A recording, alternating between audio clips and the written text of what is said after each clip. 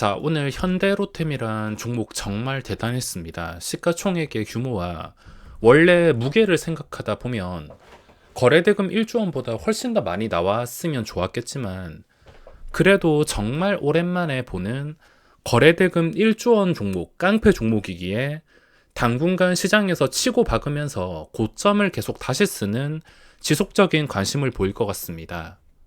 현대로템은 제가 몇 주 동안 계속 스윙하고 싶다 노래를 불렀던 종목인데 이런 종목을 미리 찾아내는 것은 그렇게 어렵지가 않습니다. 중요한 위치 근처에서 주가가 이상하게 잘 빠지지 않게 된다면은 어차피 제가 아니더라도 저 같은 단타가 아니더라도 프로그램의 먹이감이 됩니다. 프로그램은 이 알고리즘이 기관 투자자의 수급도 따라다니고 무엇보다 개인들에게 맞춰져 있습니다. 개인들이 좋아할 만한 차트, 누가 보더라도 예쁜 차트, 뻔한 답에서 공략을 해서 개인들한테 최대한 고점에 넘기는 것이 목표이기 때문에 프로그램의 알고리즘에 대해서 생각을 해볼 필요가 있습니다. 주가가 요즘 올라가기 위해서는 프로그램이 먼저 앞장을 서서 바람을 불어 넣은 다음에 시장의 모든 투자자들을 유인해서 거래대금까지 불러오게 되어 있습니다. 그러니까 최근에 거래대금을 동원해서 상승이 나왔는데 그 상승이 나온 자리에서 잘 안 빠진 종목들을 본다면 보면서 적당한 수급의 타이밍을 노리게 된다면 충분히 해볼 만한 싸움이라 보고 있습니다. 미리 종목을 찾고 어떤 자리에서 공략을 해야 될지 설명드리겠습니다. 자, 요즘에 좀 심상치 않은 게 신규주들의 테마가 좀 지속되지 않을까 생각을 하고 있습니다. 한두 개도 아니고 지금 안 그래도 시장의 분위기가 다시 꺾여서 그런지 항상 먹을 게 없으면 신규주가 번갈아 가면서 시세가 나오는데 제가 한 일주일에 3번 정도는 조건 검색을 돌려보는데 여기서 신고가 전이라고 신규 상장주들 신고가와 거리가 가까운 종목들을 잡아주는 화면인데 이렇게 많이 나온 적이 없습니다. 종목이 나와봤자 많게 나오면은 5가지 아니면 적게 나오면은 2-3가지 정도인데 지금은 대충 보더라도 10개가 넘습니다. 한 개씩 다 체크를 해보면 전부 다 신고가를 찍었거나 신고가 근처에 있거나 차트가 예쁘거나 이미 시간의 거래에서 신고가를 뚫었거나 뭔가 하나의 테마가 되어서 움직이고 있으며 현대중공업 같은 경우에도 이 하락을 살려가지고 다시 올라왔기 때문에 지금 당장은 추격을 하기가 좀 생각이 많아질 수 있지만 이 자리를 좀 오랜 시간 동안 굳히게 된다면 그때는 장기 투자 목적으로 들어갈 수가 있습니다. 초장기는 아니고 한 6개월 이내 정도로 생각을 하고 들어갈 수가 있으며 최소 한 달 정도는 지켜봤다가 이 자리가 굳어지게 될 경우에 주가가 또다시 아래로 크게 떨어지게 된다면 소용없고 이 근처에서 크게 벗어나지 않은 상태로 한 달 넘게 거래가 된다면 그때는 접근을 생각해 볼 수가 있겠습니다.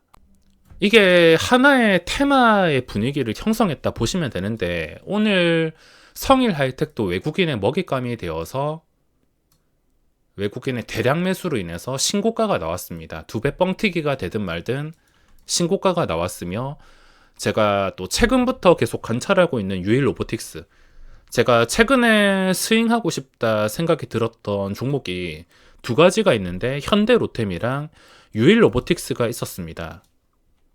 이 종목은 8월 2일에 거래대금이 3,200억이 나왔는데 이 3,200억은 쉽게 잊혀지기가 어려울 수가 있습니다. 왜냐하면 거래대금이 한 번 나왔다가 예를 들자면은 시젠이 있는데 시젠이 주가가 이런 식으로 올랐을 때 처음부터 거래대금이 막 1조 원씩 나오지 않았습니다. 맨 처음에 양봉이 뜰 때는 거래대금이 한 1,500억인가 2,000억 정도가 나오고 또 횡보하다가 그 다음 거래대금이 나올 땐 3-4천억 원 그 다음에 또 몇 주 지나가지고 7천억 원 9천억 원 이런 식으로 올라온 것이지 처음부터 거래대금이 많이 나오진 않습니다. 근데 유일 로보틱스는 이때 3천억이 나왔기 때문에 이 3천억이 나온 자리에서 시간이 지났는데도 잘 안 빠지게 된다면 결국에 나중에 또 3천억 이상, 뭐 4천억, 5천억 이상 나오면서 신고가를 다시 쓸 가능성이 있습니다. 대신에 차트가 예쁘다고 무작정 집어넣는 게 아니라 수급의 엇박자를 유지해 줘야 됩니다. 항상 제가 강조드리는데 외국인이 대량으로 매수했을 땐 당연히 불리할 수밖에 없습니다. 이미 보유하신 분들이 아니고서 이 수급이 좀 최악의 상황이 된다면 루닛이라든지 먹고 도망가는 루닛이라든지 보로노이라든지 최악의 상태는 이렇게도 될 수가 있기 때문에 수급의 엇박자를 유지하는 것은 정말 중요합니다. 아무리 외국인이 들어왔다 하더라도 먹고 도망갈 생각을 이렇게 하기 때문에 그 종목이 어떻게 될지는 알 수가 없기에 수급의 엇박자를 유지할 줄 알아야 됩니다.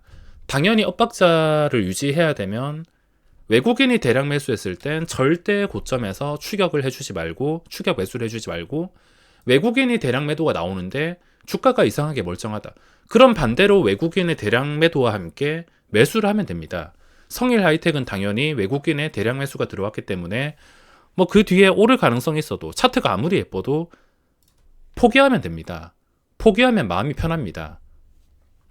이런 종목들이 다 프로그램의 먹잇감이며 현대로템도 마찬가지로 프로그램의 먹잇감, 뭐 큰 의미가 없이 누구나 아는 재료 이런 거 의미가 없이 그냥 개인들이 좋아하는 차트이기 때문에 먹잇감이 된 것입니다.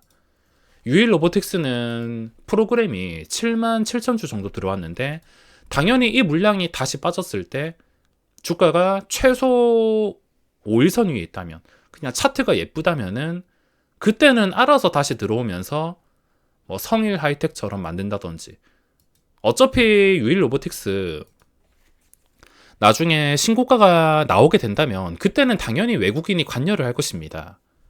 이리저리 치고 박다가 결국에 올릴 때는 외국인이 또 저번처럼 10만 주 가까이 사거나 그 이상 사가지고 주가를 올려줄 가능성이 높을 수밖에 없는 게 프로그램이 관여를 하지 않는다면 자연스럽게 요즘 주가가 올라가는 것이 절대 쉽지가 않습니다. 그래서 이 들어온 7만 주가 다 안 나가도 되니까 최소한 절반이라도 나가면서 그때도 5일선 위에 뭔가 차트가 예쁘게 유지가 된다 싶으면은 결국에 이 고점과 거리가 가까운 것을 이용해서 외국인의 먹잇감이 된다는 겁니다. 지금은 먹잇감이 워낙 많아서 프로그램이 성일에 집중했다가 그리고 현대로템에 집중했다가 집중하다가 빠지고 나서 또 다음 먹잇감을 노릴 텐데 다음 먹잇감은 얼마든지 거리가 가까운 종목이 될 수가 있다는 겁니다. 그리고 대명 에너지도 지금 차트가 무너지지 않았습니다. 신규주도 그렇지만 요즘에 기관의 수급과 함께 풍력 관련주들의 움직임도 굉장히 활발한 상태인데 뭐 결국에 이 올라온 자리에서 안 빠지게 된다면 대량 매수에서 프로그램 대량 매수에서 억지로 따라가지 않고 매도가 나오는데도 차트가 멀쩡하다면은 결국에 먹잇감이 될 수밖에 없습니다. 이 먹잇감이 동시에 이루어지는 게 아니라 하루에 한 개 정도, 많게는 오늘같이 성일 하이텍, 현대로템 2개 정도 매일 한 개씩 번갈아 가면서 움직이기에 먹잇감이 매일 달라지는 것이며 가능성이 있는 종목을 찾아야 됩니다. 먹잇감이 될 만한 종목들 찾는 것은 그렇게 어렵지가 않습니다. 그리고 소카 같은 경우에도 시간이 좀 지났는데도 멀쩡하다면 또 먹잇감으로 들어올 것이고 HP, SP도 그동안 좀 잊고 있었는데 최근에 수급이 좋은 편입니다. 기관의 수급이 꾸준히 누적되고 있으면은 결국에 한 번쯤은 또 성일 하이텍과 비슷한 느낌으로 시세가 나올 가능성이 충분히 있습니다. 그리고 수급 상위도 꾸준하게 체크를 요즘에 해줘야 되는데 기관의 수급이 강력하게 들어오기 때문입니다. 특히 풍력 관련주 쪽에서 기관의 수급이 요즘 적극적으로 붙고 있는데 CS 베어링도 강한 기관의 수급과 함께 차트가 아주 예쁘게 잡힌 상태입니다.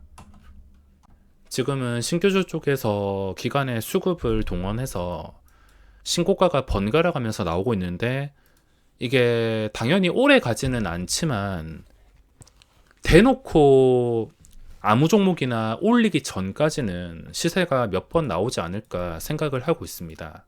자, 그리고 거래대금에서 거래대금만 본다면, 차트만 본다면 미래 나노텍 정말 좋아 보이긴 하겠지만 차트도 정말 좋습니다.